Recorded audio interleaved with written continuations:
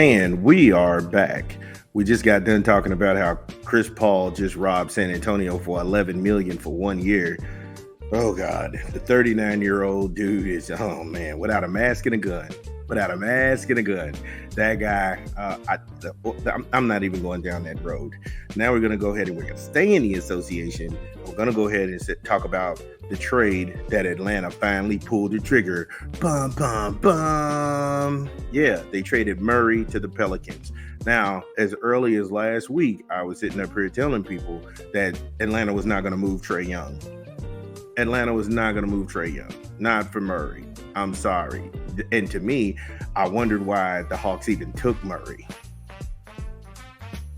And that's not saying anything about Dejounte Murray, but I'm just sitting there saying is that he is a point guard. He needs the ball in his hand. Trae is a point guard. He needs the ball in his hand. You try to go ahead and take Trae off the ball. That just wasn't going to work out. And we've seen the fruits of that labor. But for some reason, the media, they wanted Trae Young gone. And they kept trying to stick him in LA. Oh, he needs to go play with LeBron. He needs to be Batman to his rock. No, LeBron's running a daycare for his kid. No way. Hell no.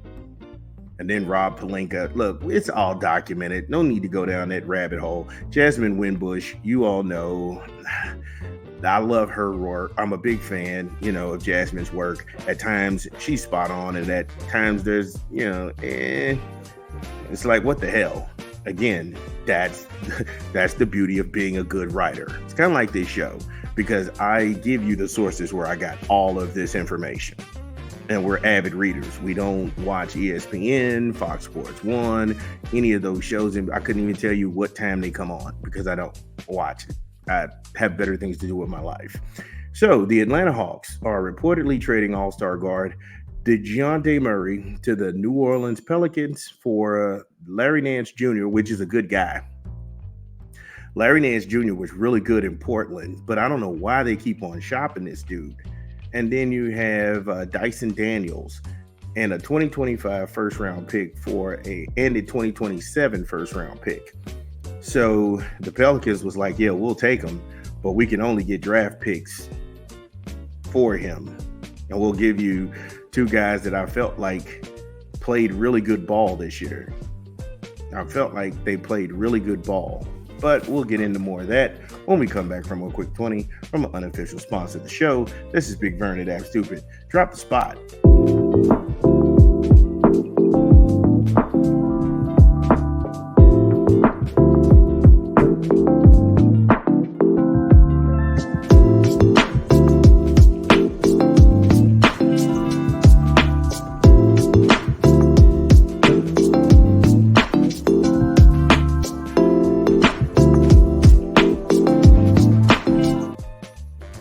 McDonald's. Ba-da-ba-ba-ba. I'm loving it. Order online. Download the app and visit the good folks at your local McDonald's. McDonald's. I'm loving it. So back to the piece from Winbush. The duo played just 2 seasons together in Atlanta, which amounted to a first-round playoff exit in year 1 and a disappointing 36-46 record in this past season. Yeah, I was right, which happens more times than not, but nobody gives me props. But let's continue. Honestly, this is a win-win scenario for both teams, and that's me. That's how I feel. The Pelicans have really needed someone to bolster the backcourt with CJ McCollum, and they were getting that in Murray. With him in the fold, it will allow CJ to make more moves coming at his natural position, and that's shooting guard. So if you can, I know this because I'm a Portland fan. So when Damian Lillard was out there and him and CJ McCollum was in that backcourt, these dudes were dynamic. And that's where McCollum really shined, is in that shooting guard role. However, once Dame kept getting hurt, they kept putting him in, and then you had Anthony Simons come off the bench, and then one thing led to another. Then they had to and then he got hurt, McCollum, and then when Dame got back, it was Dame and Anthony, and then the organization felt like, why do we need McCollum? So you see how this can go ahead and affect people's, paychecks. And that was one of the things that happened. And that makes total sense to me because McCollum, he can get back to his role where he flourished. Like I said, And Murray would get direct. He would be the maestro of the offense. He can direct people who's going to go pick pop. We got the dink and dunks, pick and pops. We got the threes on the wings, dribble, drive, kick, that kind of thing. So again, it was really a win-win for both sides. But what about the Atlanta side? Atlanta, they just drafted the number 1 pick. Zachary Rozier, and Young is still a facilitator. The plans is to make the additional moves to continue building around Young for the foreseeable future. Atlanta received considerable assets from the deal that could be parlayed into future work. Now that's Winbush. I still say that Larry Nance Jr. he's a really good young player. If you're looking for somebody who's going to be gritty, who's going to rebound, who's going to run the floor, he's not going to give you much in scoring. And for what he doesn't give you in scoring, he gives you in heart.